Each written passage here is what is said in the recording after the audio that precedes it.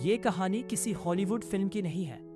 ये एक real case है जो आज भी क्रिमिनल हिस्ट्री के सबसे बड़े मिस्ट्री में गिना जाता है।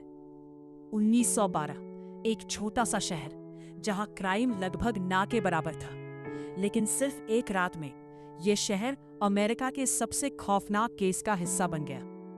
और सबसे शॉकिंग बात, इस केस में 100 साल बाद भी ना कोई क्लियर मोटिव मिला और ना ही कंफर्म्ड किलर। इस वीडियो में बताई गई जानकारी हिस्टोरिकल रिकॉर्ड्स और इन्वेस्टिगेशन रिपोर्ट्स पर आधारित है। हमारा मकसद किसी को डराना नहीं, बल्कि एक रियल अनसॉल्व्ड केस को समझना है। सबसे पहले हम उस शहर को समझते हैं। विलिस्का, आइवा का एक छोटा सा टाउन। पॉपुलेशन बहुत कम, लोग सिंपल लाइफ जीते थे। दरवाजे अक्सर लॉक नहीं होते थे। क्राइम रेट ऑलमोस्ट 0 था। यानी ये वो जगह थी जहां कोई इमेजिन भी नहीं कर सकता कि ऐसा कुछ हो सकता है। अब बात करते हैं उस फैमिली की, मोर फैमिली, एक रिस्पेक्टेड मिडिल क्लास फैमिली। पिता हार्ड वर्किंग थे, माँ हाउसवाइफ, और उनके बच्चे एक नॉर्मल हैप्पी लाइफ जी रहे थे। 9 जून 1912 की शाम सब कुछ बिल्कुल नॉर्मल था। फैमिली चर्च गई, सोशल गैदरिंग हुई और रात को 2 छोटी बच्चियां भी उनके घर रुकने आईं। अब सबसे इंपॉर्टेंट सवाल, उस रात क्या हुआ? एग्जैक्ट टाइमलाइन आज भी क्लियर नहीं है, लेकिन इन्वेस्टिगेटर्स का मानना है कि किलर आधी रात के बाद घर में एक्टिव हुआ। कुछ एविडेंस सजेस्ट करता है कि वो पहले से घर के अंदर छुपा हुआ था। उसने वेट किया जब तक सब लोग डीप स्लीप में नहीं चले गए, और फिर अटैक शुरू हुआ।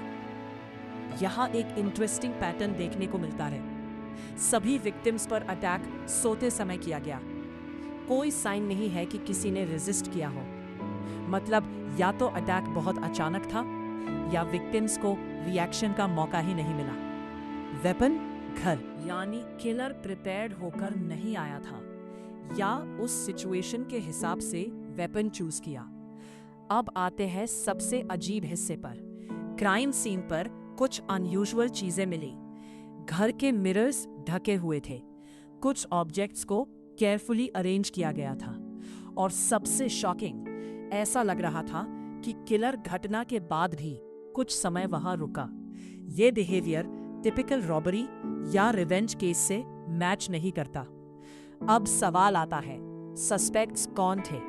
पुलिस ने कई लोगों को इन्वेस्टिगेट किया, एक ट्रैवलिंग प्रीचर, कुछ लोकल रेजिडेंट्स और यहाँ तक कि फैमिली के जानने वाले लोग। लेकिन प्रॉब्लम ये थी कि कोई सॉलिड एविडेंस नहीं था।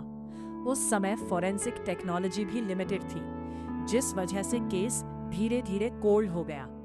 अब हम कुछ मेजर थ्योरीज डिस्कस करते हैं। Theory 1, personal revenge.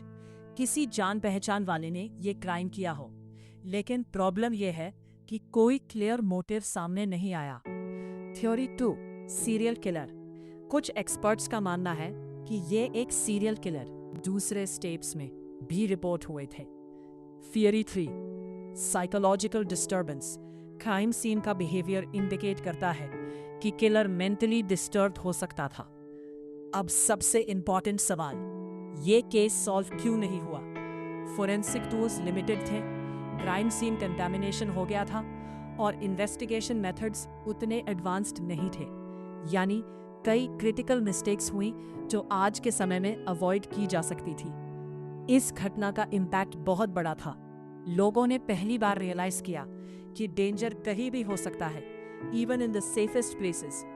Trust break हो गया और फियर पूरे टाउन में फैल गया। आज 100 साल बाद भी ये केस हमें कई सवाल छोड़ जाता है। किलर कौन था? उसका मोटिव क्या था? और सबसे इंपॉर्टेंट, क्या वो कभी पकड़ा जा सकता था?